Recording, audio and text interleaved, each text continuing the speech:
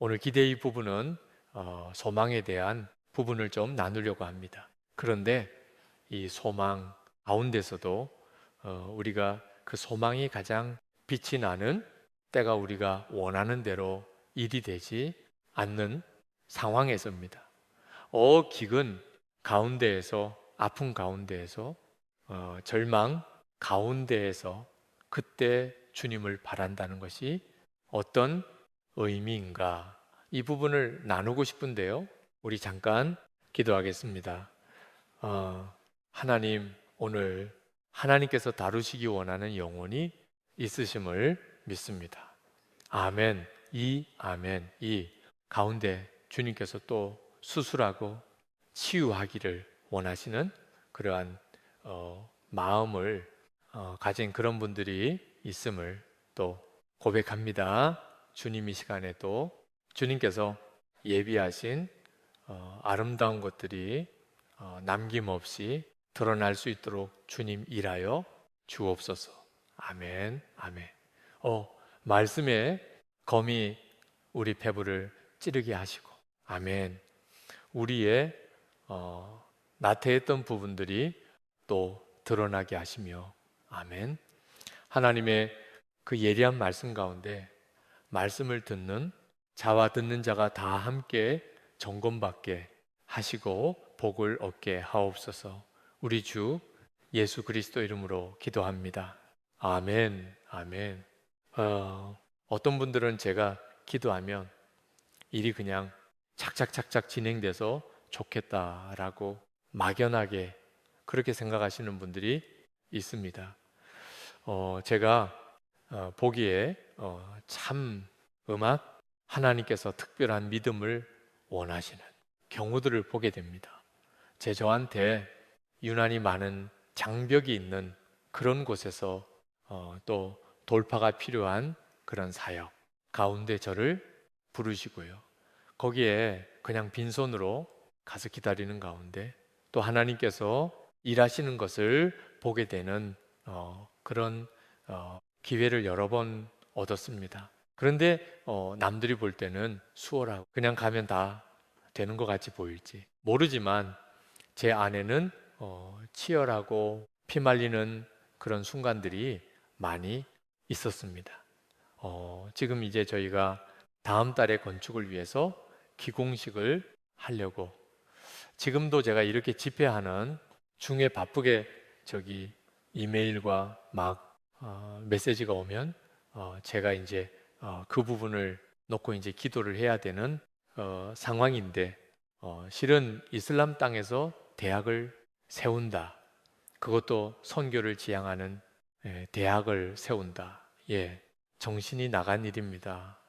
예, 그리고 거기가 이렇게 쉬운 나라가 아니에요. 예, 거기다가 뭐 돈을 다 가지고 누가 빵빵하게 밀어줘서 가느냐 하면 그렇지 않아요. 저는 빈손으로 갔어요. 하나님께서 몽골에서 주셨던 건 다 몽골 땅에 두고 왔습니다. 또 빈손으로 가서 또 거기서 기다리는 가운데 그런 생각이 있었어요. 하나님, 저는 절대 재정에 대한 이야기를 다른 사람들한테 얘기하지 않겠습니다. 제 필요를 누구한테도 이야기하지 않겠습니다. 그냥 하나님이 주신 것만 가지고 갈 텐데 제가 이 세대를 볼 때 참 믿음이 없는 것을 봅니다. 적어도 제가 하는 사역을 통해서 주변에 많은 사람들이 하나님이 그를 신뢰하는 자를 통해서 어떻게 일하시는지를 좀 보게 주십시오. 예, 그런 기대를 가지고 거기에서 잠잠히 기다렸어요. 주시면 건축하고 안 주시면 한없이 기다리겠습니다. 근데 1년 안에 한 200만 불 정도의 재정을 보내 주셔서 예, 제가 찾아 나선 것도 아니고 그분들은 몰랐어요. 그런데 여러 곳을 통해서 재정을 보내주셔서 이제 첫 번째 건물을 지을 준비를 이제 하고 있습니다. 이게 남들이 볼 땐 굉장히 쉬운 과정인 것 같지만, 하나님께서 도움의 손길을 주시기 전날까지만 해도 어떻게 가야 될지, 어디로 가야 될지, 어떤 쪽으로 문을 여실지 그냥 안테나만 세우고 기도만 해야 되는 그런 시간들이 있습니다. 하나님께서 아브라함을 가나안 땅으로 가라. 내가 너를 축복하겠다라고 약속을 하셨는데 아브라함이 정작 그 땅을 갔을 때 제일 먼저 경험한 것이 뭐냐면 기근이었습니다.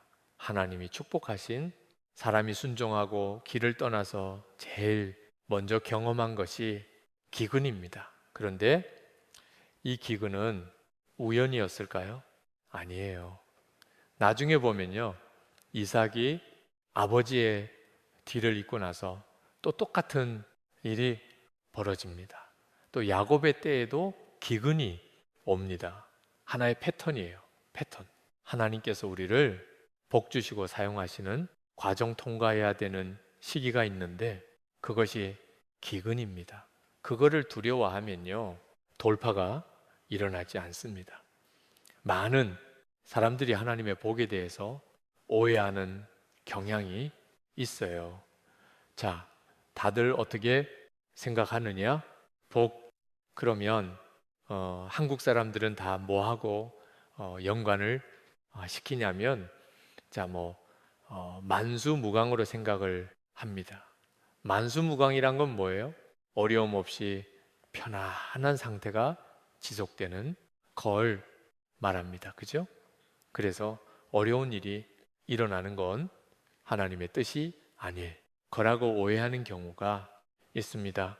만수무강. 자, 우리나라 분들이 편안한 거를 굉장히 복으로 느끼고 좋아해요. 그래서 안녕하세요 라고 인사를 하죠. 그 안녕이란 말은 뭐냐면 어제와 별다른 게 없냐는 인사입니다. 그냥 그저 그렇게 탈 없이 무사한 것을 우리는 복이라고 생각합니다. 그래서 이빨이 아프지 않으면 그게 칠복의 하나라면서요. 그렇게 아프지 않고 편안한 것을 복이라고 생각합니다. 그래서 우리는 또 만사형통을 원합니다. 자, 만사형통 그러면은 많은 분들이 이거 성경적인 복 아니에요 라고 생각할지 모르겠어요. 찬송가 가사 중에도 무슨 일을 만나든지 만사형통하리라 돼 있지 않습니까? 근데요, 자, 그 원래 찬송가의 원래 가사는 어떤 뜻이냐면요. 내가 폭풍 가운데에서라도 모든 환난과 근심 가운데에 허라도 My soul is well. 내 영혼은 평안하다라는 것. 의미지. 모든 일이 잘 풀리고 잘 되는 것을 의미하는 건 아닙니다. 자, 그래서 우리는요, 아파트가 20평짜리 처음에 거기 가서 행복해, 즐거워. 그게 며칠 가던가요? 그 다음에는 30평을 놓고 기도 제목이 바뀝니다. 조만간 차를 처음에 살 때 소나타를 샀다. 그 다음에는 며칠은 행복해요. 그런데 몇 달이 지나고 나면 기도 제목이 그랜저로 바뀝니다. 그죠? 그런데요. 그렇게 사는 삶은요. 끝이 없어요.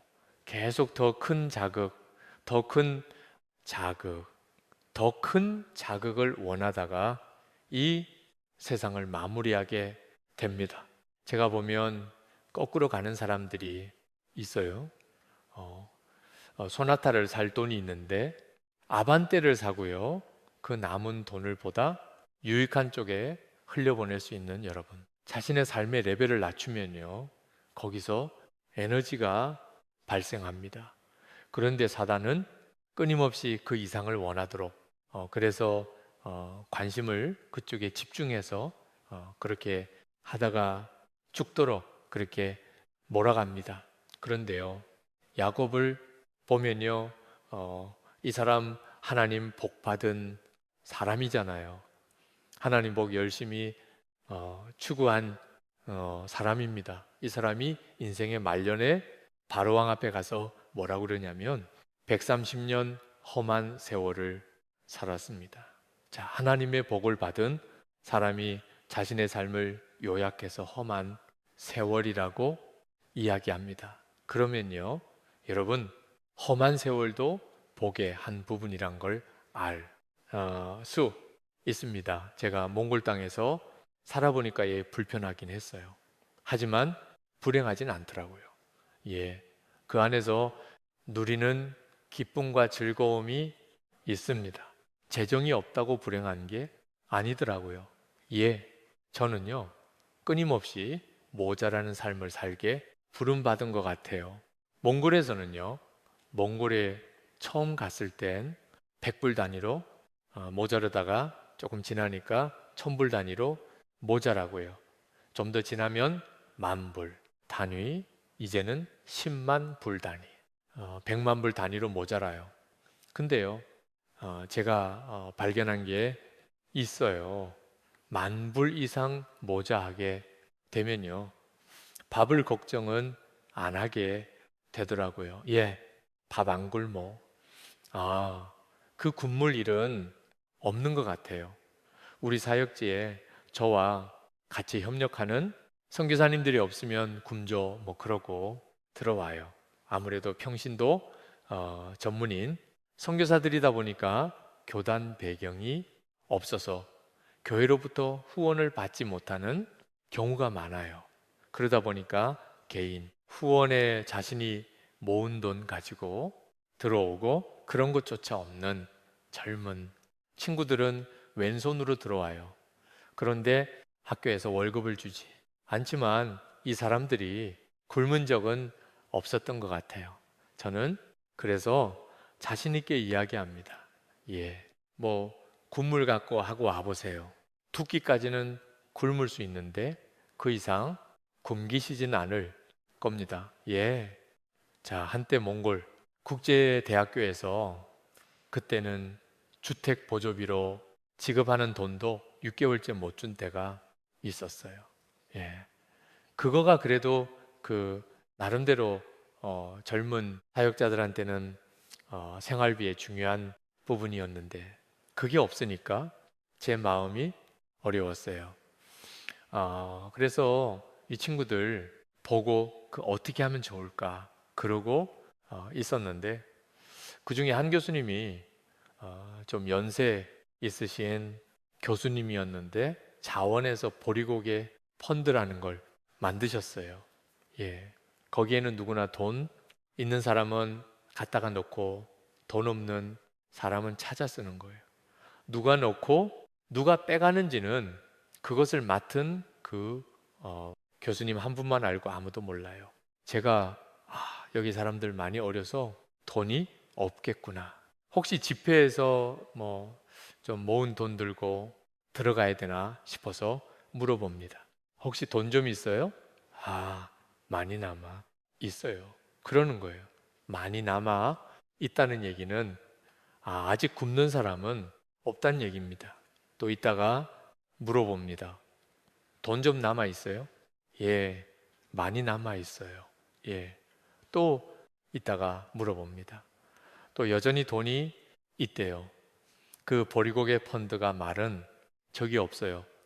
제가 생각할 때는요, 그 교수님이 남몰래 남다른 섬김을 하셨던 것 같긴 한데요. 그게 없어지지 돈이 마르지 않는다는 이야기는요, 적어도 굶는 사람은 없다는 이야기입니다.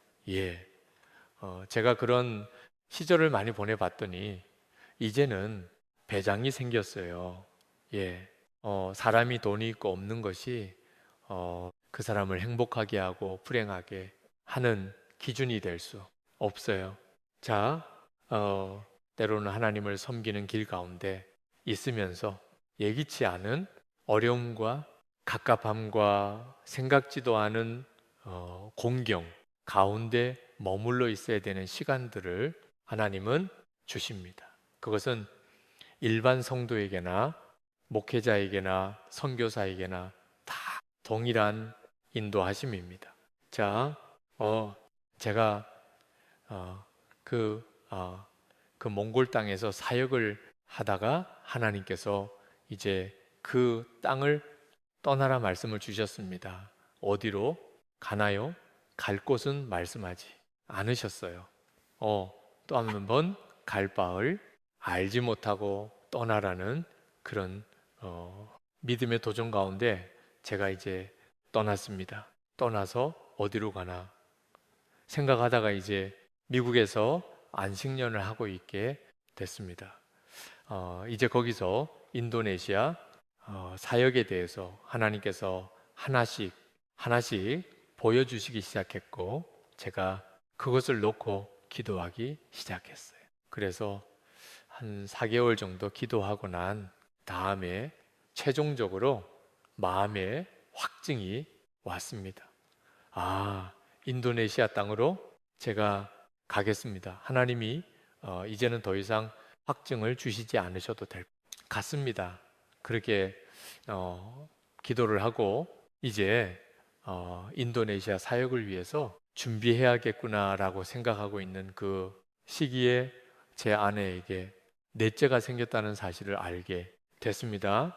예, 저희가 셋째를 낳을 때도 굉장히 당황했어요.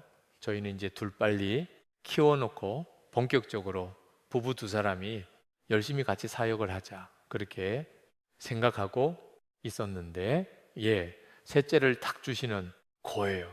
너무 이렇게 혼란스러워하는 아내한테 물으셨어요. 하나님이 너 준 선물이 기쁘지 않니? 아내가 당혹스러워서 하나님 이게 왜 선물이에요? 내가 좋아하는 걸 줘야 선물이지. 하나님이 그런 마음을 주세요. 내가 줄 수 있는 최고의 선물이 생명이다. 나는 너를 위해서 최고의 선물을 준비했다. 그때 이제 아내가 이제 마음이 녹았어요. 그리고 이제 셋째를 갖게 됐는데 이제 덜컥 이제 넷째가 생긴 거예요. 심란하죠. 근데 더군다나는 아내가 이제 노산이다. 보니까 셋째도 40 넘어서 낳았거든요. 자, 넷째가 이제 있는데 막 하혈이 오는 거예요. 그래서 깜짝 놀랐어요. 자, 미국 생활은 아내가 침대에 누워서 움직이지 못하게 되면 나머지 일은 다 누가 해야 돼요? 거기엔 사람 줄 수가 없어요. 인건비가 비싸서 모든 집안 일이 제가 해야 될 일이 된 거예요. 근데 저는 그때 당연히 집안일을 해야 된다라는 생각을 했어요. 왜 그랬냐면 저에게 주신 하나님의 우선순위가 있는데 저희 첫 번째 아이덴티티는 제 아내의 남편이란 사실이고요. 두 번째 아이덴티티는 우리 자녀들의 아빠라는 사실이고요. 세 번째 아이덴티티가 하나님의 부름받은 사역자라는 거예요. 이 순서가 틀리면 안 돼요. 그 얘기는 제일 많은 시간을 1순위에 투자라는 건 아니에요. 결정적인 순간에 무엇을 우선 순위로에 정리할 것인가의 문제예요. 그렇기 때문에 제가 이제 직감을 했습니다. 이제 전업주부로 들어서야 되겠구나. 그리고 그때 이제 모처럼 미국으로 갔기 때문에 미국에서 요청하는 집회 일정들이 있었어요. 일일이 전화해서 전부 다 취소하게 됐습니다. 갈 수가 없을 것 같았어요. 가족들을 두고는. 그리고는 이제 완전히 그 육가 전선에 뛰어들었습니다. 자, 장을 풀타임으로 그리고 나머지 3개월을 파트타임으로 그렇게 섬겼어요. 제가 아내 산후조리도에 담당을 했고요. 애들을 이제 새 명을 학교 보내고 집안일하고 이런 일을 하게 됐습니다. 그러다 보니까 이제 주부 숙진이 뭔지도 배우게 되고 어떤 고무장갑을 껴야 나하고 맞는지서부터 간장의 종류가 여러 가지란 사실도 배우고 장바구니에 가득 담으면 보통 돈이 얼마 정도 드는지도 이제 계산이 되고 뭘 사면 조금 더 경제적인지 이런 걸 하나씩 하나씩 배우는 시간이 있었습니다. 근데요, 이 가정주부 일을 해보니까 이거는요, 해도 끝이 없고요. 하루 종일 막 힘 빠지게 일했는데 내가 뭐 했나 이렇게 밤 돼서 보면 애들이 다시 그 막판에 장난감 폭탄 세례를 딱 주고 나면 내가 그동안 하루 종일 한 게 뭔가 그래도요. 몸은 왜 그렇게 피곤해요? 졸음은 쏟아지고요. 저는 그때부터 그 가정 주부 중에 새벽 기도 나오고 그 다음에 매일 성경을 읽고 기도 생활하는 그런 분들을 존경하기로 했어요. 저는 그 시간이 안 나오더라고요. 일이 몸에 안 익어서 그렇기도 하지만 막 밤에 졸리면 정신이 없어요. 하나님, 그냥 저 기도 못해요. 이해하시죠? 그럼 하나님이 그래, 이해한다. 그거나 잘해라. 그러시는 것 같아요. 예, 예. 새벽 기도도 안 가고 그냥 집안일 하고 가끔 이렇게 원고 보낼 거 보내고 짬짬이 할 일 하고 뭐 그러면서 시간을 이제 보내는데요. 야, 해도 표가 안 나요. 자, 제가 백수의 마음을 이해하게 됐어요. 그러면서 무슨 생각이 드냐면 하나님 지금 손해 보시는 거 아니에요? 제가 밖에 나가서 집회를 하면 그래도 꽤 많은 사람들에게 선한 영향력을 끼칠 수 있을 것 같은데 어쩌자고 저를 여기 이렇게 가둬 두십니까? 그런 생각이 있었어요. 그런데 계속해서 하나님은 주시는 마음이 넌 그거나 잘해라. 예. 하나님 이거는요. 소 잡는 칼로 닭 잡는 격이에요. 뭐 그래도 안 통해요. 예. 그거라도 잘해라. 자, 저는 시간이 아까운데 하나님은 제 시간을 전혀 아까워하시지 않는다는 생각이 들어요. 그러던 어느 날, 자, 이 피곤해서 감기 기운도 있고, 그러니까 오늘은 애들 좀 일찍 재우고, 나도 일찍 자고 좀 새벽에 일어나서 할 일을 하자. 그러고서는 이제 아이를 일찍 재우기 작전에 들어갔어요. 우리 셋째 빨리 씻기고 이빨 닦여가지고 자 이제 우리 자자 그러고 얘들아 오늘 일찍 자는 거 알아? 다 이제 기도해 주고 그리고 침대에 딱 누웠는데 저희 셋째가 아빠나 두유 그러는 거예요.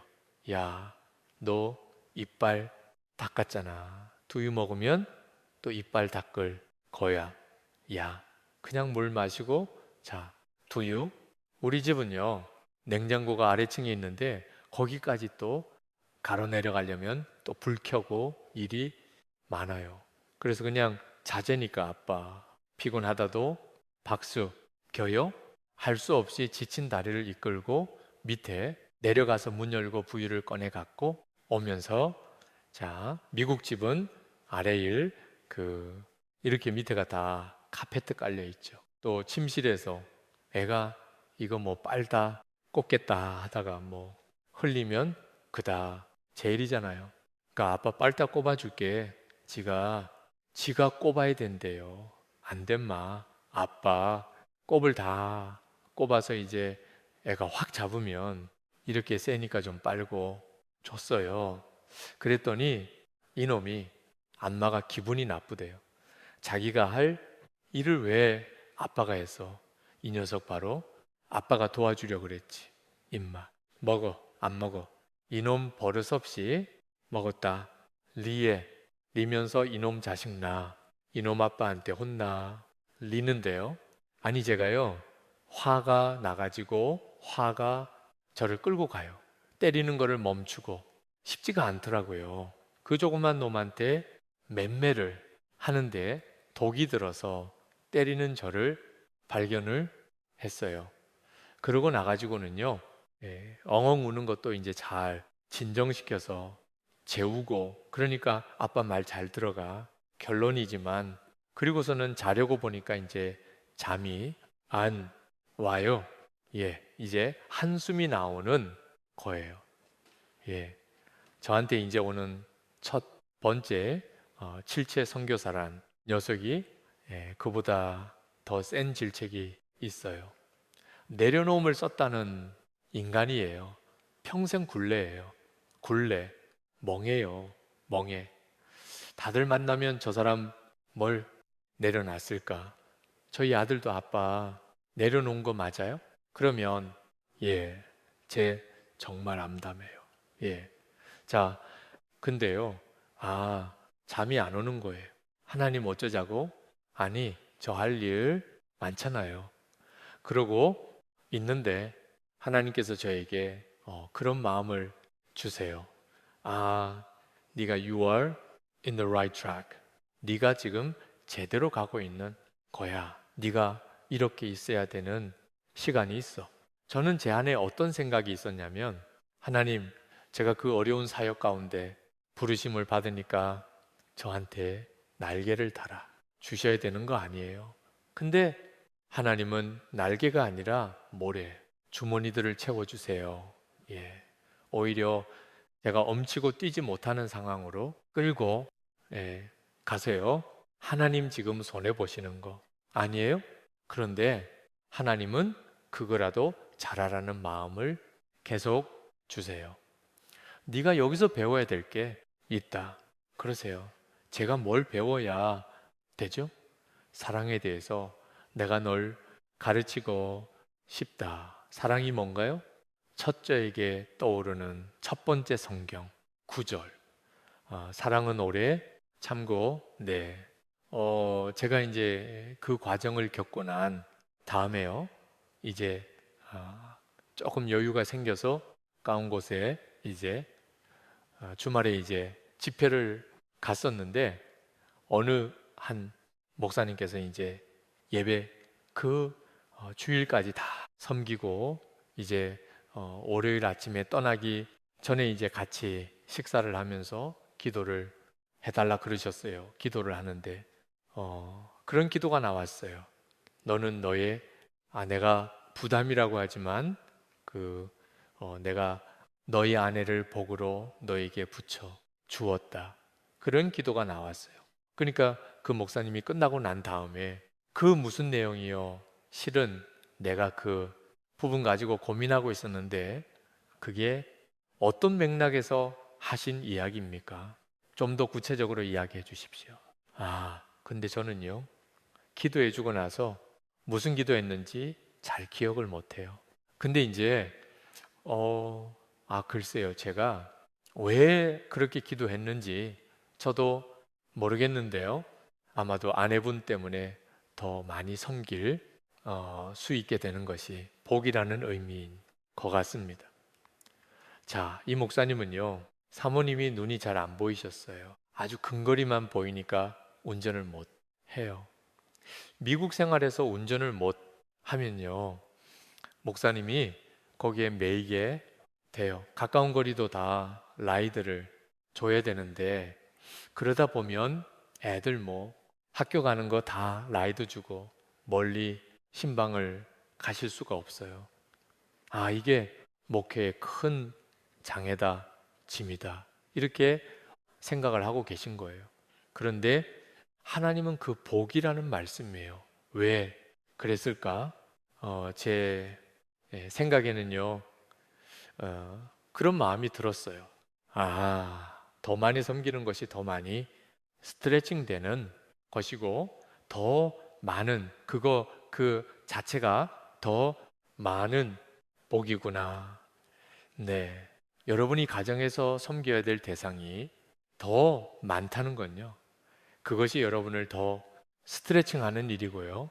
여러분에게 그것이 복으로 주어졌을 수 있다는 거예요. 아멘. 하나님의 생각과 우리의 전통적인 사고, 방식 가운데 차이가 있을 수 있어요. 자, 한 번은 인도네시아에 중요한 사역이 있었어요. 거기를 가면 인도네시아 교계 리더들하고 이렇게 한꺼번에 다 네트워킹이 되는 좋은 기회겠다 싶었어요. 그래서 가고는 집안 상황을 보니까 제가 가면 안 될 것 같아요. 하루는 운전하고 가면서 하나님, 왜 이렇게 길을 막으세요? 그런 마음이 있었어요. 그때 하나님께서 제게 어떤 몇몇 장면들을 이제 기억나게 하셨어요. 첫 번째 장면이 제가 장을 봐갖고 오면 이제 차 뒤트렁크를 열고 아이들을 불러요. 애들아, 아빠 짐 나르는 것 좀 도와줘라. 그럼 아이들이 와서 짐을 나르는데 이제 큰 아이는 컸다고 힘자랑을 해요. 아, 내가 이 원론짜리 이거 막 몇 개를 들 수 있다 그러면서 막 의차하고 가요. 그럼 저는 막 우리 아들 이렇게 컸어. 우와, 대단하다. 막 박수 쳐 줘요. 제가 편하려고만 이러는 건 아니에요. 예. 아이가 엄마 아빠의 일에 동참하고 또 일하는 법을 배우도록 하기 위한 거죠. 예. 그런데 또 한 장면이 지나가요.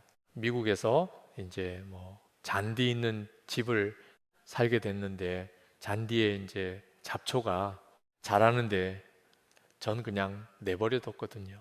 그런데 시에서 개구장이 날라왔어요. 그거 안 치우면 벌금 내야 된다고. 그래가지고 잡초를 이제 뽑아야 되는구나. 그래서 이제 제초제를 가지고 와가지고 그거를 이제 잔디에서 뿌리고 있는데 저희 집 셋째가 그걸 보더니 와, 아빠 물총놀이 한다 그러고 와서 그거지가 같이 쏘겠대요. 제가 허락을 했을까요? 자, 애들을 불러서 야, 동생 좀 봐라. 데리고 들어가. 절대 밖에 나오면 안 돼. 그러고 혼자 이랬어요. 하나님이 제게 물어보세요. 야, 너희 집에 만약 도둑이 들면 너 자는 애들 깨워서 얘들아, 아빠 좀 도와줘. 아빠가 지금 위기 상황이다라고 하겠니? 아니죠. 그거는 저 혼자 책임지고 맡아야 될 일이죠. 하나님이 또 물어보세요. 예, 너는 세계 최대의 무슬림, 국가에서 대학을 세우는 것이 네가 혼자 할 수 있는 일이니? 아니요. 제가 할 수 없는 일입니다. 너는 왜? 그래. 그거는 나의 일이야. 너의 일이 아니야. 제가 그 말씀을 기도 가운데 들을 때 제 어깨에 있는 부담이 날아가는 것을 느꼈어요. 자, 인도네시아에 들어와서 저는 이제 뭐 새로운 언어를 배워야 되고 다 그 새로운 땅에 이제 적응하는 시간을 보내야 돼요. 제가 세보니까 몇 번째 이사인가? 메이저급으로 10번째 이사였어요. 예. 아내와 결혼해서 10번째. 보통 나라와 나라를 바꾸는 이사니까 그 땅에서 주신 거 다 놓고 나눠주고 빈몸으로 와서 또 거기서 살다가 또 거기서 떠나라 그러면 또 다 나누고 그리고 또 가고 그런 삶을 살았어요. 그래서 우리 집은 오래된 가구가 없어요. 예. 물론 쓰던 걸 받기도 하지만 예. 있는 거 갖고 사는 거예요. 자, 그런데 언어는 또 이게 제가 인도네시아를 배우면서 몇 번째 언어인가? 아까 식사하면서 목사님이 물어보셔서 이렇게 세 분이 10번째 언어예요. 10개 언어를 다 잘한다는 권한이고요. 배운 것만 예. 그 쓸 수 있는 건 몇 개 안 돼요. 자, 근데 이게 다 고생이잖아요. 제가 한때는 대학교 부총장으로 나름대로는 대학을 운영하던 사람이었는데, 이제는 대학에서 학생 신분이 돼서 매일 시험을 보는 거예요. 저는 박사과정 마치고 속으로 기대했었어요. 내가 앞으로는 더 이상 시험 볼 일은 없을 거야. 예. 근데 웬걸, 예. 저는 이 나이가 되도록 시험 공부를 해야 되는 사람이더라고요. 자, 여러분들보다 조금 힘들겠죠? 조금 더. 자, 근데요, 그렇게 고생을 하면 뭔가 확 진전이 있고 이 일내라도 풀려야 되는데, 비자일 막히고 재단일 막히고 뭐 학교 허가 작업 막히고 또 하간 모든 게 이렇게 막혀 있는 느낌이었어요. 거기다가 재정이 있느냐 하면 재정은 없어요. 그런 시간 가운데 그러면 몸이라도 건강해야 되잖아요. 몸매 어려움이 생겼어요. 예, 이제 그 건강에 대한 이야기를 조금만 하면요. 실은 제가 그 미국에서 마지막으로 인도네시아 사역에 대해서 확증을 구하면서 기도하던 때, 그해 겨울이었는데 그 샌디에고라고 하는 지역에 주킴이라는 이제 선교 대회가 있었어요. 거기 강사로 초청을 받아서 갔는데 저에게 주어진 강의 시간은 그렇게 많지 않았어요. 근데 하나님께서 저에게 주시는 마음은 너는 여기에 강의를 하러 가는 것이 아니라 나의 말을 들으러 가는 거다라는 마음을 주셨어요. 그래서 하나님께서 무슨 말씀을 하실까? 매 시간 앉아 있으면서 귀를 좀 세우고 듣고 있었습니다. 그런데 그 중에 이제 강사분들 중에 오신 분 가운데음 그 김아중이라는 장로님이 계셨어요. 예, 하나님의 대사라는 책 쓰신 분 있으시죠? 예, 읽어보셨나요? 예, 자, 그분이랑 같이 식탁을 마주했는데 제가 이런 부탁을 우리 강사분들에게 했어요. 좀 저를 위해서 기도해 주세요. 하나님께서 들어야 될 말씀이 있다는 마음을 주시는데 혹시 기도 가운데 주실 말씀이 있으면 제게 말씀해 주세요. 그랬는데 이 장로님께서 즉시로 호텔 방으로 들어가셨어요. 기도하러 기도하시고 저녁 때 저를 만났을 때 저에게 이제 기도 편지를 전달을 해 주시는데 기도 편지를 주시기 전에 저한테 물어보세요. 선교사님 어디론가 떠나시나요? 떠나신다고 하네요. 아, 예, 실은제 몽골 사역 정리했어요. 어, 근데 하나님이 새로운 곳으로 보내신다고 그러시네요. 네, 실은 인도네시아 놓고 지금 마지막으로 확증을 구하고 있습니다. 하나님께서 그곳에서 붙이실 사람이 있다고 또 하나님께서 도울 손길을 만나게 하실 거라고 그러면서 사역에 대한 이야기를 이제 나눠 주시고 그리고 나서 마지막에 저한테 물어보세요. 선교사님 혹시 건강에 어려움이 있으세요?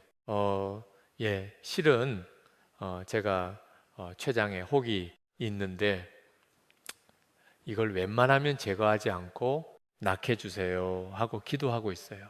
이야기를 드렸는데 하나님께서 이런 말씀을 주시네요. 너희 건강에 문제가 생길 테니 그 건강에 특별히 유의하렴. 근데요, 제가 그 부분이 이해가 될 듯 안 됐어요. 자, 생각해 보세요. 건강에 유의하라 라고 말씀하신다면 그거는 하나님께서 제 건강을 돌아보고 관심이 있으시다는 거야? 없으시다는 거야? 근데 하나님은 병을 고치실 능력이 있으세요? 없으세요? 그러면 걱정되니까 사랑하는 아들이 아프면 걱정되니까 바로 낫게 하시면 될 것 같잖아요. 예. 믿음으로 독을 마셔도 해를 받지 않고 독사한테 물려도 끄덕 없어야 되는 거잖아요. 근데 하나님이 너 건강에 유의해라. 그러시는데 아플 거라는 거는 그게 무슨 의미일까? 실은 영적으로 이해는 돼요. 근데 제가 그것을 설명해라 그러면 설명하지는 못하겠더라고요. 예. 그때는 그랬어요. 어쨌든 이제 이 부분이 저한테는 좀 이렇게 신경 쓰이는 부분이었어요. 그래서 기도했어요. 하나님 웬만하면 낫게 주세요. 자, 근데요, 저는 치유의 능력을 믿어요. 실제로 제가 기도하는 가운데, 몽골에서는 그 한 예로 저희가 몽골 들어갈 때 제일 걱정이 됐던 게 그때 큰 아이가 10살, 둘째가 생후 6개월이었는데 이 의료 시설에 대한 걱정이 있었어요. 저희가 살던 그 당시 보스턴에는요, 저희 집에서 차로 15분 거리 안에 세계에서 가장 좋은 10대 병원 중에 4개가 있었어요. 예. 그런데 몽골은 어떤 상황이었냐면 전국적으로 그 땅에 인큐베이터라는 게 2개가 있었는데 하나는 고장이 났는데 부품을 갈지 못해서 그냥 쓰지 못하고 있고 또 하나는 고장은 안 난 거 같은데 작동법을 아는 사람이 러시아로 이민을 가서 사용을 못하고 있고 맹장 수술 걸려서 죽은 사람들이 많은 그런 지역이었어요. 거기에 아이들을 데리고 가는 거 어렵겠죠. 아내가 의료 쪽에 일을 했기 때문에 그것에 대한 마음에 부담이 있었어요. 기도하는데 어느 날 하나님께서 이런 말씀을 주셨어요. 예, 너 미국에 있으면 안전할 것 같니? 너 한국 가면 안전할 것 같니? 몽골에 있다고 안전하지 않은 게 아니야. 내가 너와 함께 하는가 중요하단다. 아멘. 예. 여러분 남의 일에는 아멘을 하시죠? 예. 예. 저도 남의 일은 아멘 쉽게 할 수 있어요. 근데 어쨌든 아멘하고 우리가 갔어요. 애들이 그렇게 아멘하고 가면 애들이 아플까요? 안 풀까요가 그렇게 하고 가도 아파요. 예. 그런데 기도하면 나왔고, 기도하면 나왔고, 그러면서 하나님께서 저에게 치유가 그러니까 믿음을 통한 치유 역사를 많이 경험하게 하셨어요. 아멘. 그런데 이제 제 자신 문제 관련해서 하나님 낫게 해주세요 하고 기도를 했는데 결과적으로 한국에 가서 보니까 혹이 조금 더 커졌대요. 이제 검사를 해야 되겠다고 이제 병원에 입원해서 그 실제 검사를 했는데 검사 결과 제거해야 되는 부위고 제거하는 것이 맞대요. 자, 근데 그것을 제거하려면 병원에서 하는 이야기가 췌장을 2분 이상을 절개해야 되는데 그것만이 아니라 비장도 떼야 된대요. 근데 그렇게 다 떼고 나면 몸의 면역력이 확화되는 거예요. 근데 저는 정글이 많은 열대 지방 인도네시아에서 사역을 해야 돼요. 거기엔 풍토병이 많거든요. 면역력이 약한 상태로 가서 사역을 하면 어려움이 많아요. 병에 걸리면 다른 사람들보다 훨씬 위험에 노출되는 거예요. 아, 하나님, 다른 방법이 없을까요? 예. 그리고 기도를 합니다. 제가 주변에 중보하는 분들한테도 기도 부탁을 했어요. 근데 기중보 기도하는 분 중에 한 분이 응답을 주셨어요. 여호와의 돕는 손이 함께 할 거다. 수술을 받아라는 마음을 주셔봤대요. 저도 기도를 하는데 수술을 받아라요. 자, 여호와의 손이 함께 하시면 수술 안 받아도 될 것 같잖아요. 네, 예. 새로운 종류의 아멘이네요. 예. 자, 근데 그럴 것 같은데 문제는 하나님의 손이 함께 하신다. 수술을 받아라. 예. 저한테 새로운 이게 쑥쑥제자 도전이었어요. 근데 제가 곰곰이 생각해 보니까 그때 이제 삼성병원에서 이렇게 진료를 했는데 왠지 거기 말고 다른 곳을 알아보면 좋겠다는 마음이 있어서 생각하다가 몽골에 2년 정도 선교사로 헌신해서 의료 선교라고 돌아가시나. 이제 그리고 한국으로 귀국하신 분 생각이 났어요. 그분께 전화를 했더니 이분이 그 수술 많이 했고 복강경으로는 세계 기록을 보유하고 있다고 그러시면서 당신한테 한번 와 보라고 보여드렸더니 이분이 보통 일반적으로는 제거하라고 하는 게 맞습니다. 그게 깔끔합니다. 그런데 선교사님의 경우를 보니까 오지에서 선교 사역을 해야 되기 때문에 아무래도 좀 다른 방법을 찾아보면 좋겠는데 그 혹만 제거해 보면 어떨까 싶습니다. 근데 그거 굉장히 위험한 방법입니다. 잘못되면 부작용이 클 수도 있는데 그래도 선교사님한테 이게 최선일 것 같아서 기도해 보겠습니다. 그러면서 책을 한 권 주세요. 당신의 간증집인데 책 제목이 나를 도우시는 하나님의 손. 제가 기도하고 받았던 내용과 같은 제목으로 책이 딱 주어지니까 하나님이 주시는 사인이구나 확인하고 그리고 수술을 받기로 결정하고 인도네시아에 들어갔다가 이제 나오게 됐습니다. 제가 거기에 이제 연합교회라는 교회와 동력을 하는데 떠나기 전에 이제 설교를 하면서 이런 메시지를 전했어요. 고통을 낭비하지 마십시오. 예. 어떻게 보면 저를 놓고 하는 설교였어요. 그리고 이제 수술을 받으러 갔는데 수술은 굉장히 잘 끝났어요. 정말 나이스하게 아주 세밀하게 잘 도려졌대요. 그런데 여호와의 손이 함께 하시니까 수술도 이렇게 잘 끝나지만 회복도 빨라야 될 거 아니에요. 근데 이상할 정도로 이르무를 고열에 시달리고요. 보통 환자들에겐 생기지 않는 부위에 폐렴이 오고요.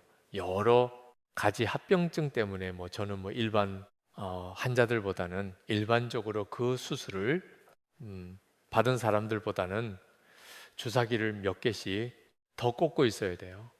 예, 막 굉장히 힘든 시간들을 보냈어요.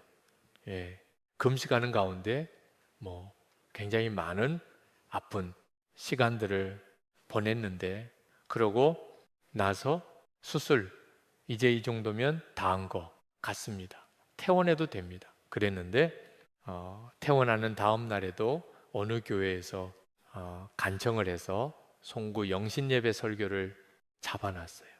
저는 여기 아직도 이렇게 튜브 같은 거 꼽은 상태로 가지고 이렇게 옷으로 잠깐 가리고 이렇게 그 의자에 기대서 송구영신 예배 설교를 하고 그리고 돌아왔는데 그날 밤부터 막 고열에 시달리기 시작했어요. 제가 그렇게 또 말씀으로 섬겼으면 더 좋아져야 되는 거 아니에요? 그거는 우리들의 기대고 더 안 좋아졌어요. 그러고서는 도저히 안 되겠어서 1월 1일 날 병원에 실려갔는데 가서 보니까 의사 선생님이 하얗게 질렸어요. 두려워하던 최악의 상황이 왔대요. 관이 알파 에이오테이돼요. 췌장액은요 산성이 워낙 강해서 장기를 다 녹여 버린대요. 그래서 긴급하게 이제 수술 들어가서 곳곳에 이제 관을 꽂고 이제 그 액을 다 빼내면서 대수술을 아예 개복하고 대수를 해야 되나? 그때는 살리려고 했던 기관들을 이제 제거를 해야 되는 겁니다.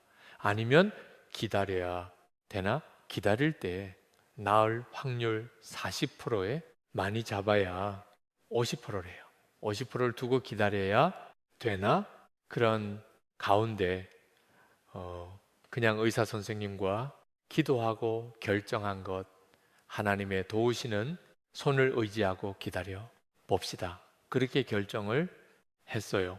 그런데 그 와중에도 왜 기도해 달라고 오시는 분들이 있었어요.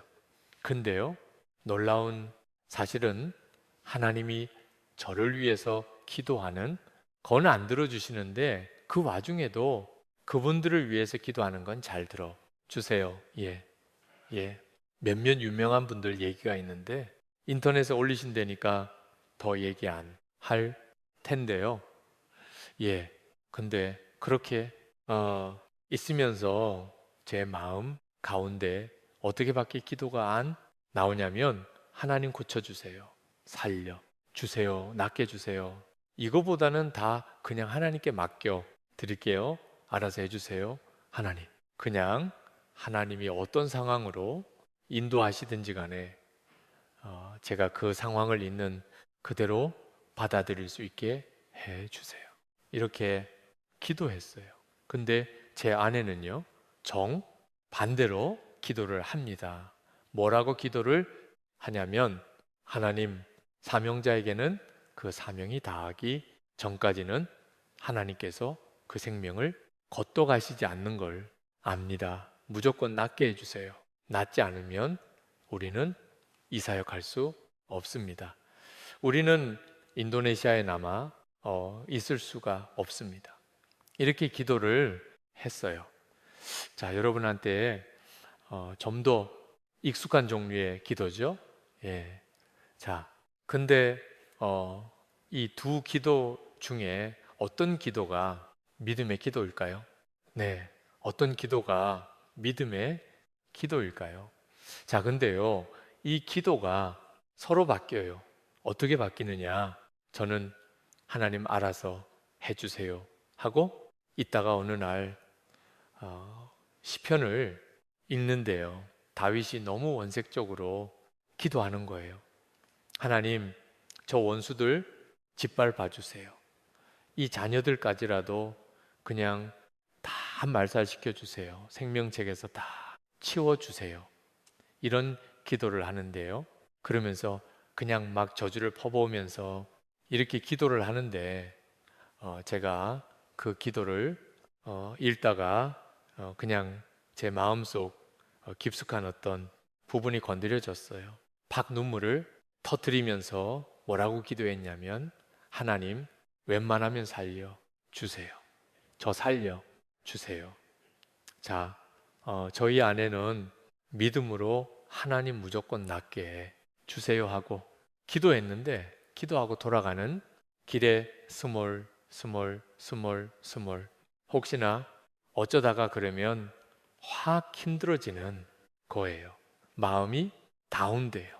다시 또 가서 믿음의 기도로 막 기도를 했어요. 그리고서 또 돌아오는데 남편 문제다 보니까 혹시나 그러면 스물 마음이 어두워지고 가갑한 거예요. 그때 하나님께 그 기도를 그냥 이렇게 다시 하게 됐어요. 하나님, 남편이 어떤 상황 가운데 들어오든지 간에 제가 있는 모습 그대로 받아들이게 해 주세요. 자, 여러분, 두 방향 중에 어떤 방향이 맞을까요? 네. 자, 이거는요, 뭐가 맞고 틀리고인 문제가 아니에요. 역경 가운데, 고통 가운데 이 두 기도가 같이 가요. 그리고 성령님이 인도하시는 가운데 그 기도가 하나로 모아지는 거예요. 아멘. 제가 그때 깨닫게 된 것이 있습니다. 하나님께서 우리에게 약속하시죠. 네가 불 가운데 갈지라도 내가 너와 함께 할 거고, 물 가운데 갈지라도 내가 너와 함께 할 거다. 근데요, 하나님이 이렇게 약속하시진 않아요. 너 앞으로 인생길에 불도 만나지 않을 거야. 물도 만나지 않을 거야. 내가 너를 고이고 싸서 안전하고 편안한 길로만 잘 다니게 해 줄게. 자, 저희 아이들이요. 결국 어떻게 됐느냐 결론을 얘기하면은 한 15일 지나서 이게 자연적으로 치유가 됐어요. 아멘. 예. 그리고 저는 지금 아무렇지 않게 돌아다니면서 사역을 하고 있어요. 예. 어, 그리고 제가 왜 아파야 됐는지를 나중에 알았어요. 제가 묶여 있는 동안이 하나님이 가장 바쁘게 일하시는 순간이더라고요. 예. 제가 이렇게 외부에 나올 때는요, 하나님께 맡기고 나와요. 하나님이 저보다 일을 더 잘하실 텐데 당신이 알아서 해 주십시오. 그리고 나와 있는 동안 하나님께서 굉장히 중요한 일들을 처리해 주시는 것들을 이제 보게 돼요. 자, 그때도 넘지 못할 것 같은 중요한 고비를 그 기간 동안에 넘게 해 주셨어요. 자, 하나님이 우리를 이끄시는 방식은 우리가 원하는 방식과는 달라요. 그런데 또 그 일을 허락하시는 이유가 있어요. 예, 욥이 성경에 보면 욥이 고난을 받습니다. 고통 가운데 있었어요. 욥이 고난을 받을 때 친구들은 뭐라고 생각했냐면 제 죄를 지어서 그런 거야. 욥은 얘기했어요. 나는 죄가 없는데 이유 없이 억울하게 당하고 있어. 자, 욥이 고난을 받게 된 계기에는 하나님과 사단의 대화가 있었습니다. 사단은 생각했을 거예요.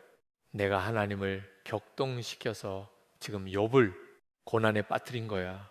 그런데요, 하나님이 욥에게 고난을 주신 이유가 뭘까요? 자, 하나님의 입장에서 한번 생각해 보세요. 사단이 한 이야기는 뭐냐면, 하나님, 왜 욥이 하나님 말씀을 잘 듣는 줄 압니까? 그건 하나님이 욥을 밀어주기 때문입니다.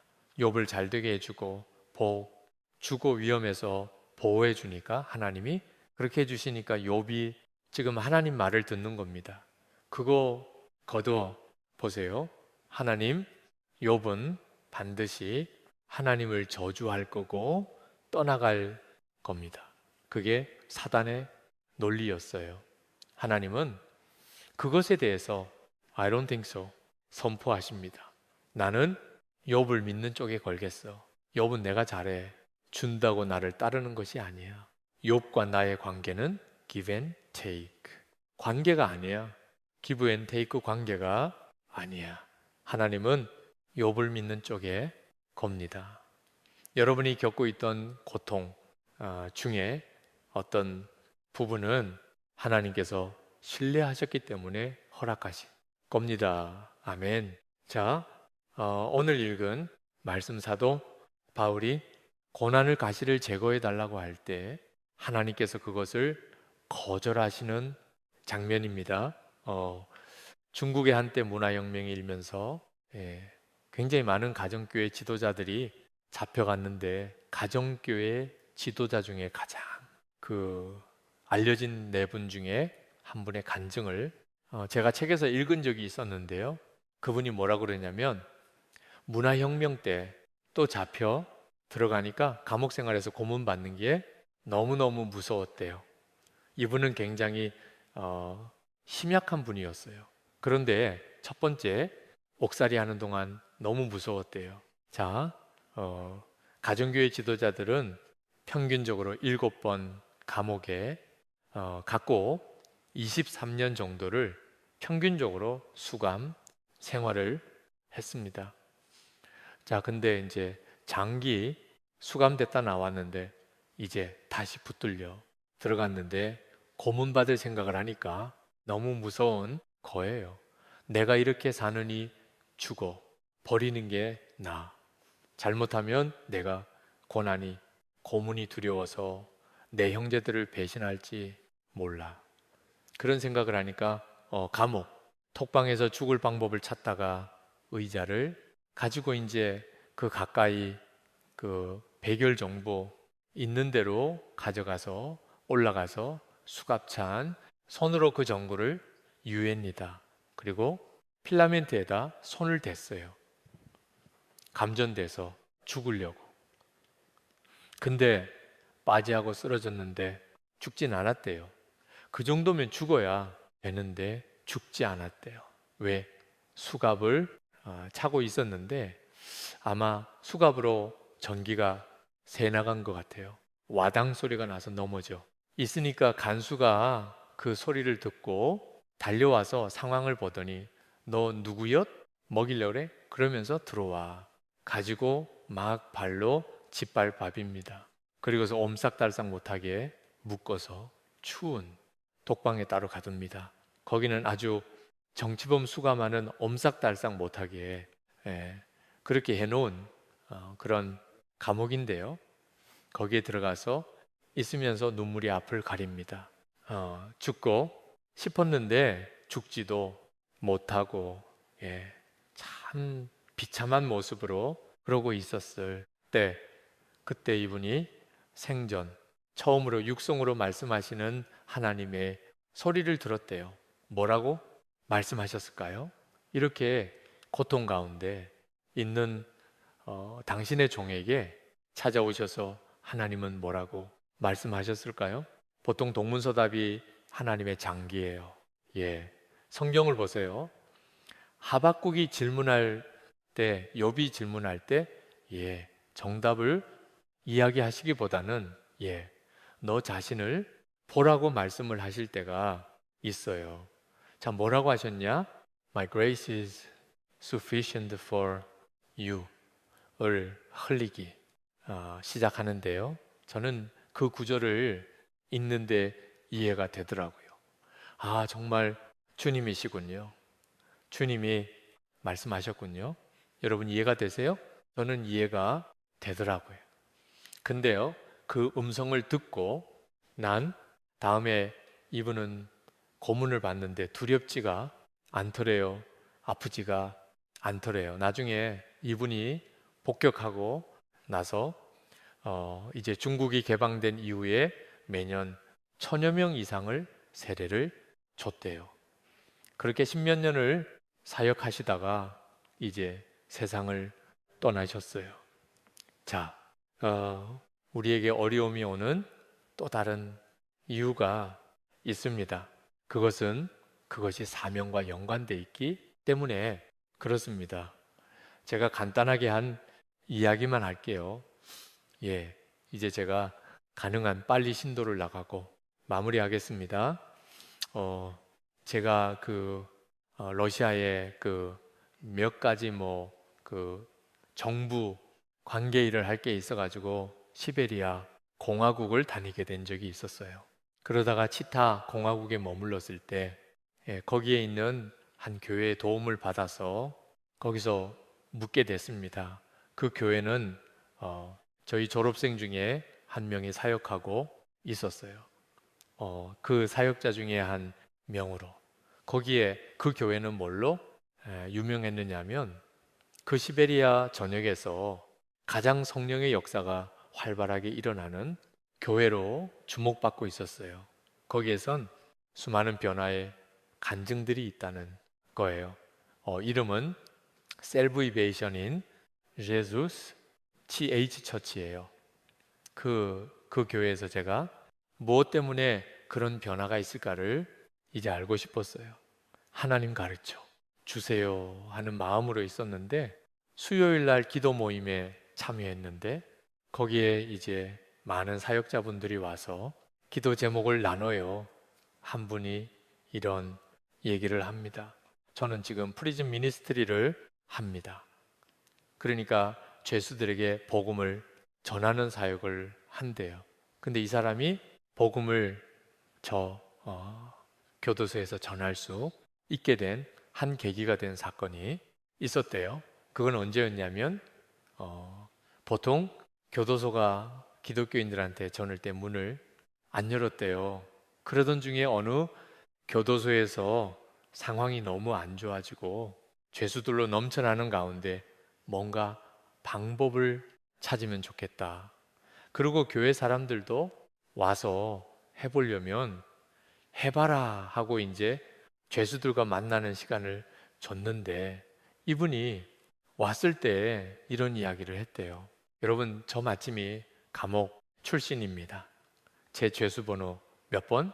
감방 번호 몇 번이었습니다. 그런데 저는 지금 나와서 복음을 전하는 사람이 돼 있습니다. 목회자가 되어 있습니다. 여러분, 제가 어떻게 바뀌었는지 듣고 싶지 않으세요? 그랬더니 사람들이 환호하면서 계속해. 그래서 그분이 간증을 나누고 난 다음에 그 교도소의 분위기가 바뀌었대요.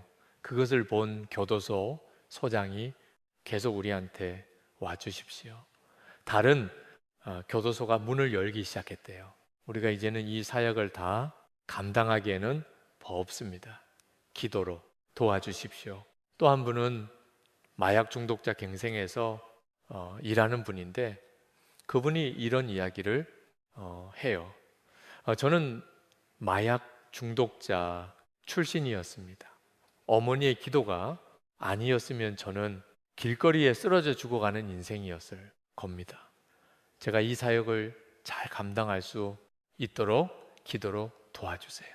그 이야기를 듣는 가운데 하나님이 제게 주신 마음이 있었어요. 이게 저 교회의 비밀이다. 그 비밀이 뭐냐? 그들의 아픔이 사명으로 승화한다는 내용이었어요. 제가 그 내용을 받아서 다시 한번 확인하고 싶었어요. 다음 날 외부 사역을 마치고 돌아오신 담임 목사님하고 이 독대하는 시간이 있었는데 저는 단도직입적으로 물었어요. 여러분, 하나님께서 여러분 인생 가운데 붙여주시는 사람들이 있어요. 그때 시간을 낭비하면 안 돼요. 저는 바로 물었어요. 목사님 교회에 사역의 비밀이 뭡니까? 이분은 한국 교회가 오히려 놀랍게 성장했죠. 저는 한국 교회 배울 점이 많다고 생각합니다. 아니요. 지금 이 교회 가운데 일어나는 일들에 대해서 하나님께서 뭔가를 말씀을 주시길 원하시는데 다임 목사님을 통해서 주실 것을 기대하고 있습니다. 그랬더니 이분이 가만히 있다가 이런 이야기를 합니다.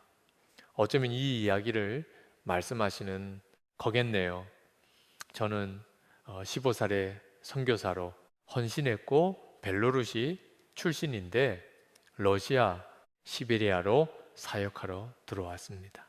러시아 시베리아는 너무 추웠습니다. 사역이 일어나지 않았습니다.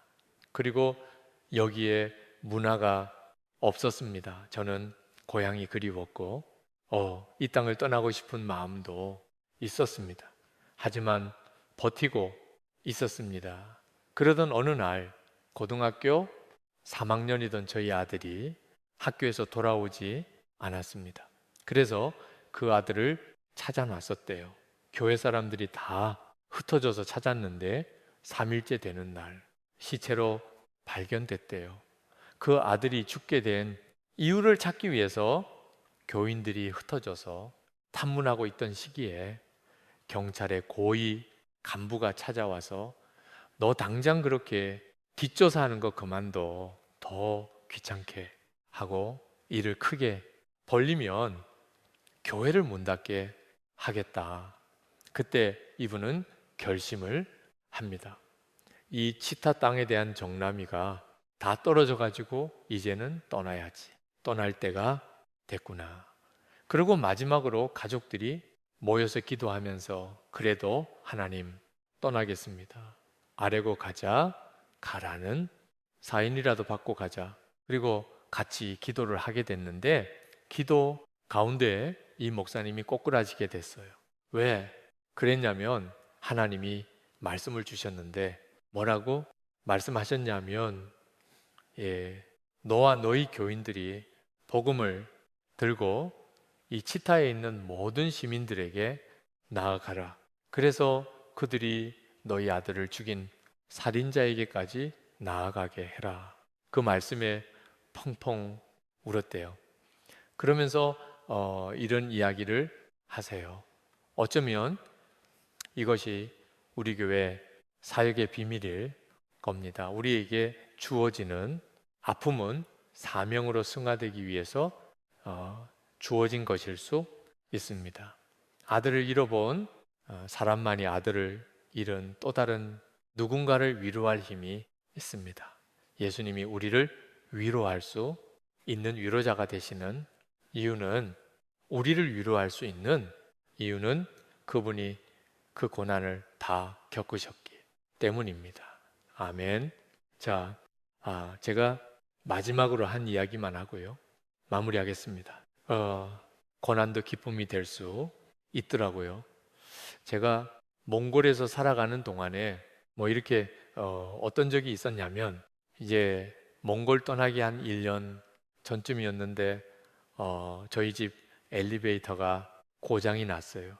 저희 아파트는 9층짜리 아파트였는데 저희 집이 8층에 있었어요.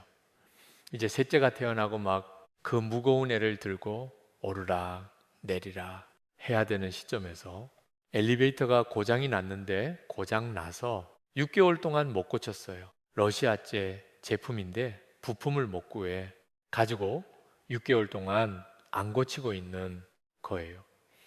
자, 그러면 저는 이제 아침에 내려가는 건 상관없는데 저녁에 이제 어디 그 예배드리고 가족들과 함께 집에 오는데 중간에 장이라도 보면, 자네는 유모차 하나 들고 어린애 손 하나 잡고 저는 막내 안고 손가락 마디마디 장바구니 하나씩 걸고 그렇게 하고 올라가요. 제가 막 몇 층 올라가다 몇 층 올라가다 해. 그러면서 이놈의 아파트 어떻게 된 거야? 이사를 가? 버려야 되나? 막 이런 생각이 나고, 몽골 이래서 문제야 막 이러면서 올라갑니다. 한국 같았으면 벌써 고쳤을 텐데 이러면서 올라갑니다. 예. 근데 며칠 있다 보니까 이제 복도에 불이 다 나갔어요. 캄캄해요. 이제 그 아이를 안고 손가락 마디마디마다 장바구니를 든 다음에 핸드폰을 추가로 두 손가락 위에 얹어서, 그때는 이제 이렇게 저는 이렇게 열었다 닫았다 하는 그런 거밖에 없었거든요. 딱 열었는데 이게 몇 초 있다 꺼지는 거예요. 아, 이거 뭐야? 이 귀찮는데 또 켜고 올라가다가 또 켜고, 왜 그렇게 비추면서 가야 되느냐면, 몽골은 참고로 계단의 높이가 일정하지 않습니다. 몽골에서는요, 쓰는 사람의 편의를 별로 고려하지 않고 만드는 사람의 편의를 더 중요하게 생각합니다. 그러다 보니까 뭐 차를 조립해도 나사를 다 밖으로 뺍니다. 조립이 쉽게, 문제는 부딪히면 찢어지는 거예요. 예. 자, 계단을 만들 때도 자기들의 편의대로 만드니까 끝에 조금 남은 거는 그냥 붙여버리고, 많이 남으면 한 칸을 더 만들고, 계단수가 일정하지가 않아요. 거기다가 이제 조금 한 일, 2년 지나면 그게 시멘트가 부스러져 내리는 부분들이 있어요. 거기다가 또 어떤 경우에는 술 취한 사람이 거기서 자고 있을 수 있어요. 토한 거. 이렇게 곳곳에 있을 수 있기 때문에 일일이 한 발 한 발 살피면서 올라가야 됩니다. 그런 날은요, 한 3층쯤 올라가면 진이 다 빠져요. 또 3층 올라가서 해고 올라갑니다. 야, 이놈의 아파트의 문제야. 그러면서 올라갑니다. 그러던 어느 날 제가 아들을 픽업했어요. 친구 집에서 아들을 데리고 밤이었어 할 때였는데, 그때가 한영하 20도 정도 됐어요. 주차를 하고 이제 아들하고 손잡고 걸어오는데, 추우니까 아이 손을 제 주머니에 넣고, 그러고선 종종 걸음으로 이제 Und ist größer als 깜깜한 아파트 계단에 올라왔어요. 한 발 올라갑니다. 아이랑 도란도란 이야기를 합니다. 아, 동현아, 아빠가 모처럼 너랑 손잡고 가니까 되게 행복한데 아빠가 기분이 너무 좋다. 동현이 손 너무 많이 컸다 그러고 보니까 아빠 너랑 얘기한 지가 얼마 안 되네. 꽤 오래됐네. 야, 너 그러면서 올라가는 거야. 참고로요. 인도네시아의 인도네시아 아래 몽골의 어떤 도시에 16층짜리 아파트가 있는데 엘리베이터가 없어요. 예. 근데 그 아파트 8층에 구멍 가게가 있는데 아주 장사가 잘 돼요. 단골 고객들을 확보하고 있어요. 예. 자, 각 그 올라가면서 그런 생각도 나요. 그러면서 아이 손 잡고 동현아 말이지. 아빠는 너 너무 좋은데 아빠가 너 사랑하는 거 알아? 그러면서 도란도란 얘기하면서 올라갑니다. 몇 층 치마할까 딱 봤는데 팔자가 써 있어요. 이거 삼자 잘못된 거 아니야? 벌써 올라와서 말이 안 돼. 아이 벌써 올라오면 어떡해? 지금 할 얘기도 많은데 아쉽다. 그런 마음이 확 들었어요. 근데 그때 제가 문득 드는 생각이 이거였구나. 내가 몽골에서 주님과 걸었던 길이 이랬어요. 누구와 가느냐에 따라서 그 길이 고통이고 아픔일 수도 있고요. 그것이 기쁨이고 추억일 수도 있어요. 아멘. 자, 기도하겠습니다.